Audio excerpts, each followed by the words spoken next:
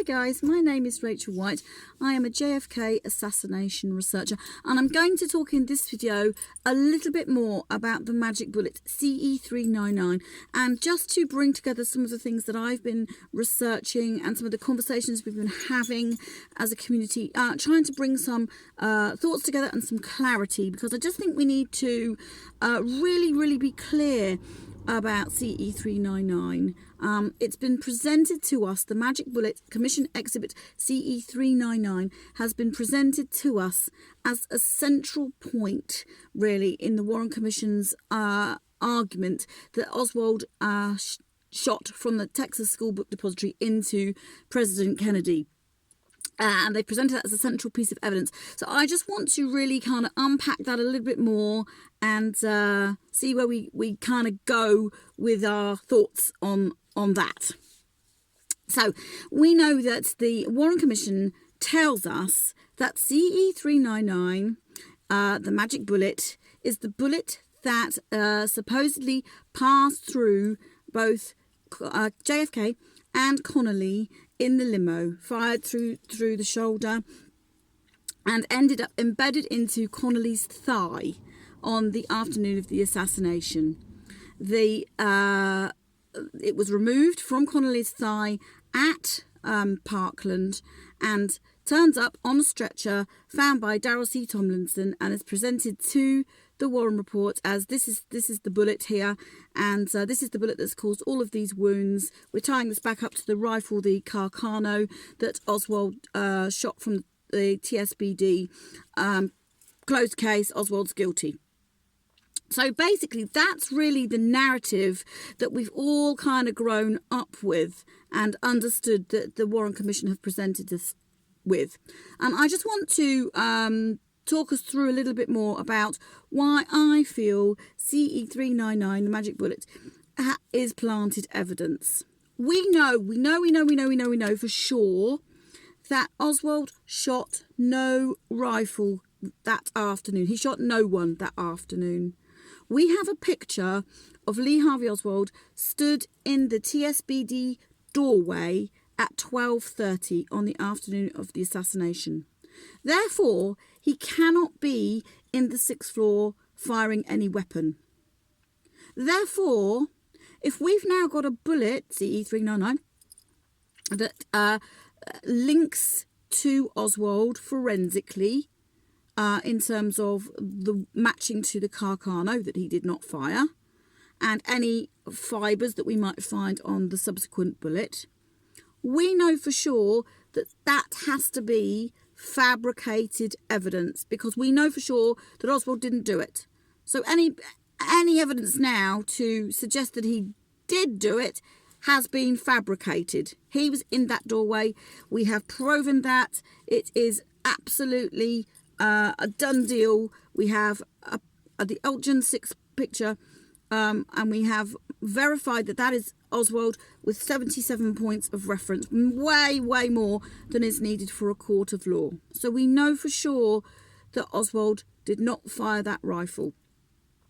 Okay, so what we're being told is that Tomlinson pushed a stretcher off the elevator at Parkland and found another bullet as he knocked another stretcher against the wall, and the bullet fell out. He passed that to the Secret Service, and that is what became known as CE399, the magic bullet.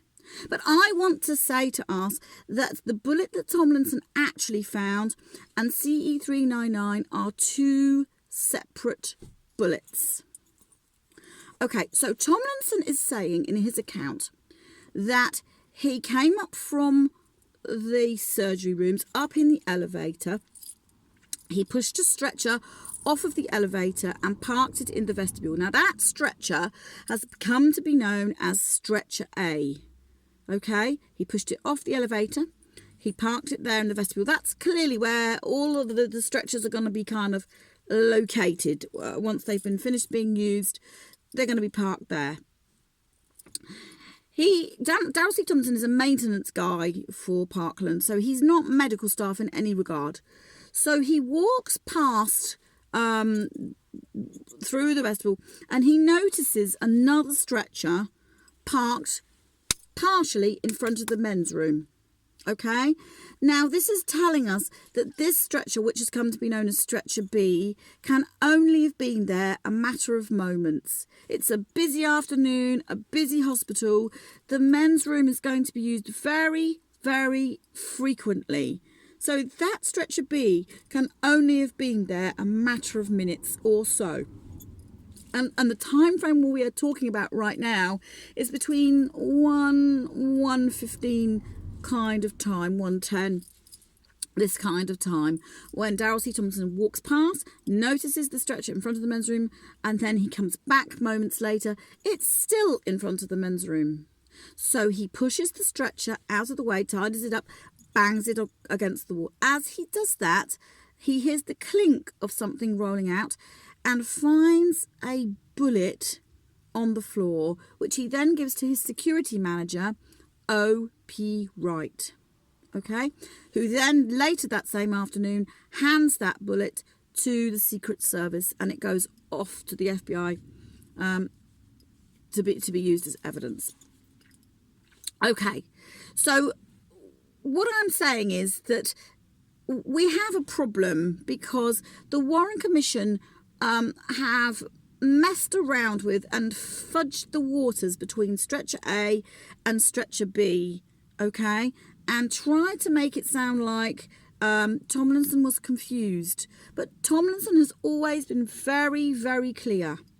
Stretcher A is the stretcher that he pushed up from the surgery area on the lift, pushed out into the hall, and stretcher B was already in place. Stretcher B already had the magic, or the bullet, the Tomlinson bullet. Well, let's call it the Tomlinson bullet. The bullet on it. Now we've been told that stretcher B was full of medical paraphernalia, bloody bandages, swabs, this kind of thing, because it had just been dumped there, kind of out of the way. And we've been told that that stretcher belonged to a child who was admitted into Parkland that afternoon by the name of Ronald Fuller. He was a 2-year-old baby, and he'd had a fall and cut his chin open. And the narrative that we've been told is that the stretcher was there waiting to be cleaned up, and somebody, we've assumed over the years Jack Ruby, and some of that thinking has come from the JFK movie, had come along and planted the bullet onto that stretcher so that it would later be found. But I want to debunk that idea. And I want to debunk that idea for 2 reasons. We know that Jack Ruby was in Parkland, but he absolutely wasn't there to plant the magic bullet, okay, or any bullet. You see, if you're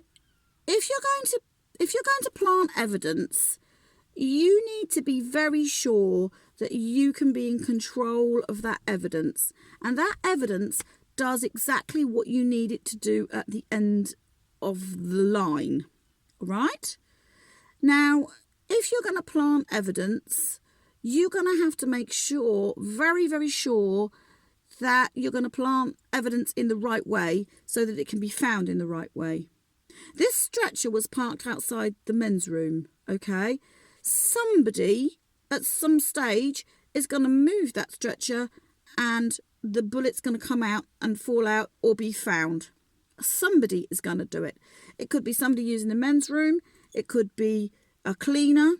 It might not be found for 3 weeks. It's probably dislodged under the mattress pad of that stretcher. If you're going to plant evidence, you need the right person to find it so that they know what to do. So a cleaner could have put it in their pocket. We'd never know anything about it, would we? Who knows what's going to happen to that bullet when it's a random find by a random guy? Do you see what I mean? And at 1:15 p.m, how is anyone going to know that you need this bullet to match up with this wound to make it look like it's going to look like this, because we've got to have the evidence to prove that it's one shooter from behind and it's got to look like this and it's got to look like...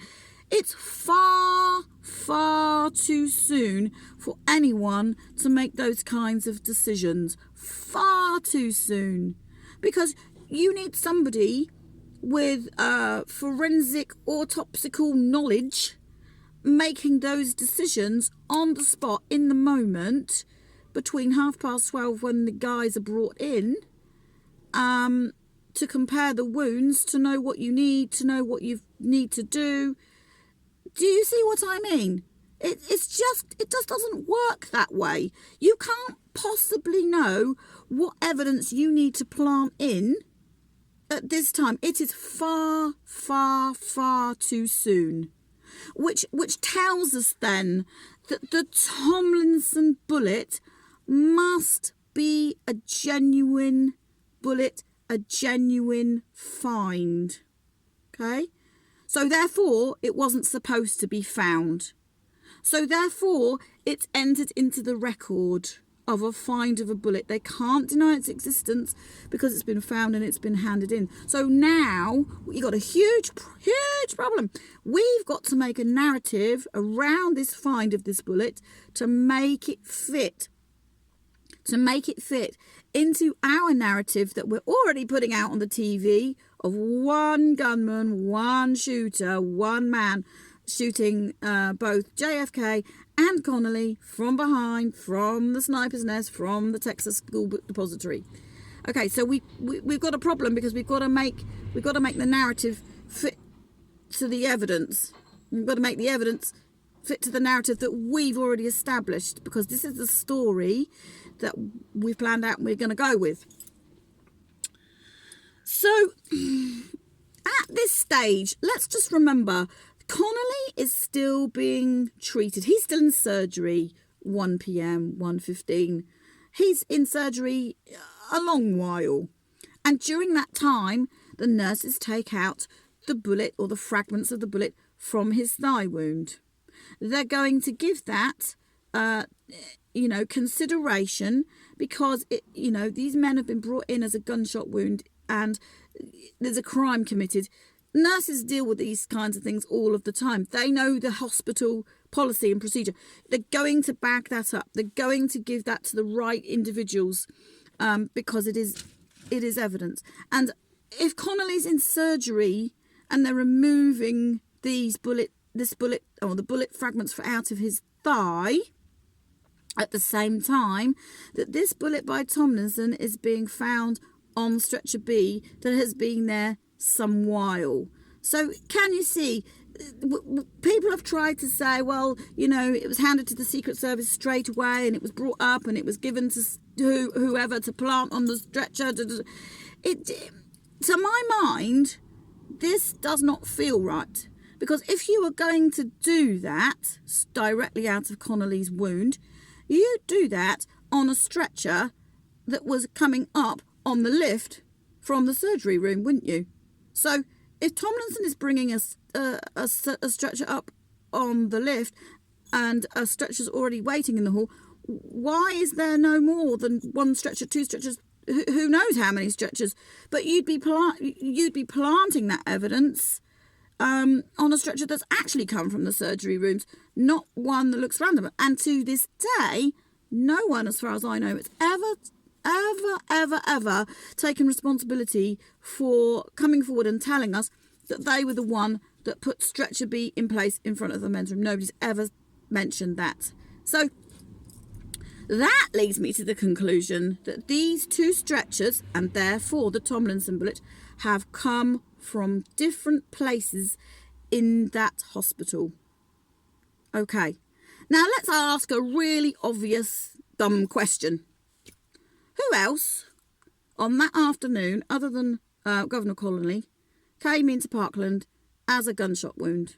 Who else was on a stretcher who could have received a bullet that could have feasibly rolled out? And the answer, it's screaming at us, isn't it? It's saying, we're saying that the only other person that this could be is JFK himself. So I am saying that stretcher B with the Tomlinson bullet is Kennedy's stretcher with a bullet that has come out of his body. Now that gives us a whole new set of problems now, because we need to ask ourselves, where has that bullet and that wound come from? Because the record of this is unaccounted in terms of the bullets and you know, the wounds and all of the rest of it. Because if we're saying CE399 went through both men and it was the one that ended up in Connolly's thigh, but we've now got another bullet on stretcher B, which is nothing to do with the Connolly bullet, we've got an extra bullet. So we've got a huge, huge problem. Okay. So we need to think about where the Tomlinson bullet actually came from. Now, my contention is that Kennedy was brought in, as we know, pronounced dead at 1 p.m. and was removed off of his first stretcher and placed onto a second stretcher just after 1 p.m. as he's been pronounced dead, as the last rites are being said, as his head is wrapped, to be wrapped in sheets. Now, to do that, you need a second stretcher, because the easiest way is to lift the body off of one stretcher that he's been treated on onto a ready prepared stretcher which has a sheet hanging over it like a tablecloth, plonked straight on, so they can wrap him up and lift him up, do whatever they have to do to get him into the casket, and in actual fact back out of the casket, as I've explained in other videos. That's for another time. I've talked about that before.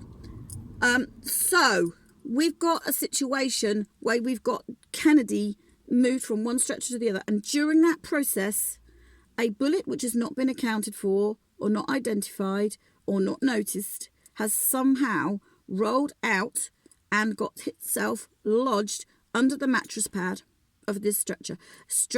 Kennedy's stretcher 1. It is that stretcher, I believe, someone from trauma room 1 pushes out of the room, out of the way, up into the vestibule, partially in front of the men's room. Now, Daryl C. Tomlinson and O.P. Wright cannot identify the Tomlinson bullet, the bullet that Tomlinson found, with CE399. They are both saying, and have always said, that the Tomlinson bullet was pointy, like this. Little bullet, but pointy. And CE399, when we review that and we look at the pictures, we can see it's beveled, it's a rounded tip. So we are talking about two different bullets, right? Now, the reason for that is obviously because they wanted to set Oswald up as being the shooter. And a whole of the magic bullet theory developed by Arlen Specter to explain the wounds, to explain the bullets, to link it to Oswald has been done. And we've always known that the magic bullet theory is an absolutely ridiculous, impossible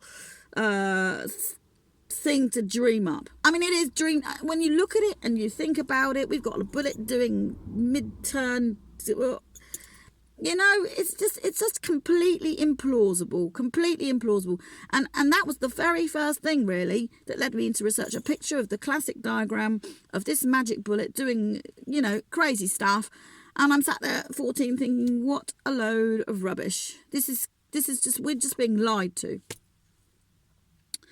So Tomlinson and O.P. Wright cannot identify the Tomlinson bullet with CE399, which is telling us that CE399 has been swapped into the evidence box to replace the Tomlinson bullet.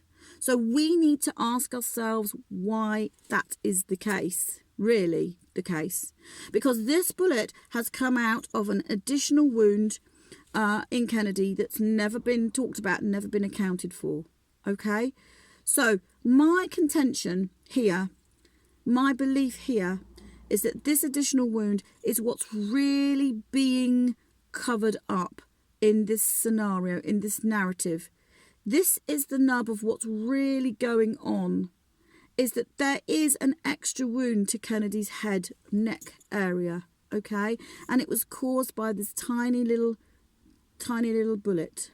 Now, we know that there was a bullet found, a pistol bullet found by the manhole cover in Dealey Plaza. And we have the pictures of FBI agent Robert Barrett, Secret Service agent Robert Barrett, finding that, investigating the manhole cover, okay, and finding the bullet, which has never been seen or heard of again. It's come and it's gone, and it's not been, it's been pushed aside. But it's important evidence. In this case, the evidence that we don't see is super important, because that's the stuff that's been pushed to one side. The Warren Commission have just gone down a path to prove a point that Oswald did it, and dismissed everything else. But we have got to look at the pieces of evidence that they have dismissed. Okay, that's super important. So we've got to look at this manhole cover bullet, and we've got to say, where did this come from? Well, there's only one real possibility here, that this bullet has been fired by someone close to Kennedy in that car. And you know what I'm going to say, that this bullet has been fired by Jackie Kennedy into the left side here somewhere. Okay, now on the Zapruder film Z313, we can see that there's a debris trail that goes straight up in the air as a direct line. Okay, now this is the shot, this is the in-car shot that happens simultaneously with a shot off the knoll. Okay, and that is the bullet that ends up shooting up and lands by the manhole cover. Right? Now, Jackie Kennedy shot JFK with a 2-shot pistol, a tiny little mini hand pistol, probably a Derringer. Okay, now what is the betting? That the Tomlinson bullet and the manhole cover bullet are identical, because I am under the belief that, just to be sure that JFK was absolutely really very dead, she shot him again under the underpass. And that is the bullet that lodged somewhere here, that fell off on stretcher B. Nobody was looking, nobody was noticing, and it came out of his body and dislodged under the mattress pad and fell off as Tomlinson knocked that stretcher against the wall. It was not a plant, it was an oversight. Nobody really knew to look for it, to check for it, understood that it would be there. It was a mistake that they then had to cover up. But that mistake leads us to the conclusion, to conclusive evidence, that there was an additional bullet that's not accounted for, and therefore if there's an additional bullet, there has to be an additional wound that's never recognised for obvious reasons. Okay? And what is the betting? These two bullets match up completely. But of course, what's happened is CE399, the magic bullet, has been swapped in as evidence. Not only does that try and badly link to Oswald, but it also completely covers up this whole scenario of the in-car shooting, which at the end of the day is the ultimate in cover-ups, which is the ultimate agenda here, to protect the deep state, to protect Jackie Kennedy at all costs from ever being found out. And hey, we've got Arlen Specter cooking up a crazy story about how a bullet can do all these magic tricks and go through two men looking at pretty pristine. And, you know, we've got Gerald Ford moving the bullet entry wound up and down. We've got the bullet doing mid-turns in mid-air. I mean, it's an incredible piece of amazing. Isn't it amazing how during all of these events, the laws of physics seem to magically change in these places at these times, just for that millisecond. Incredible how that happens, isn't it? Well, no, because we're being lied to. We are being lied to. And we got to see through the lies. We got to see through the lies here, people. Okay, we have been lied to. Why not just cook up a story? Because, you know, the people, they'll believe anything that they're told, won't they? We'll just believe anything because the government have told us. Well, no more. No more. Let's ask the questions. Let's get to the truth of this matter. Let's get there. Because there are things to be put together.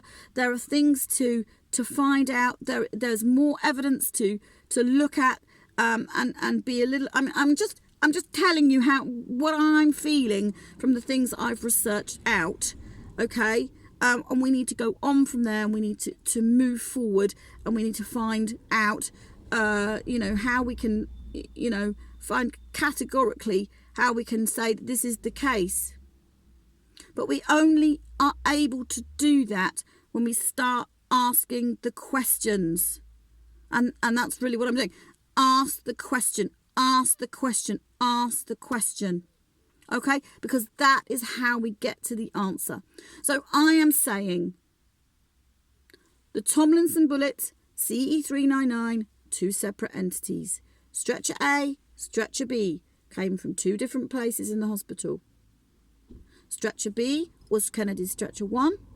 The bullet fell out of his body. It was not noticed. It was a mistake. It was found. We've now got a chain of evidence that we've got evidence that a bullet that we've got to deal with. We've got to create a narrative to make that fit with our story that we've already sold to the public. And this is the story we're going with.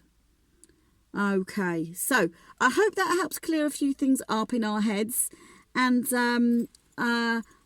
please come and ask me any questions because this is really interesting stuff. And we'll chat soon. Thank you.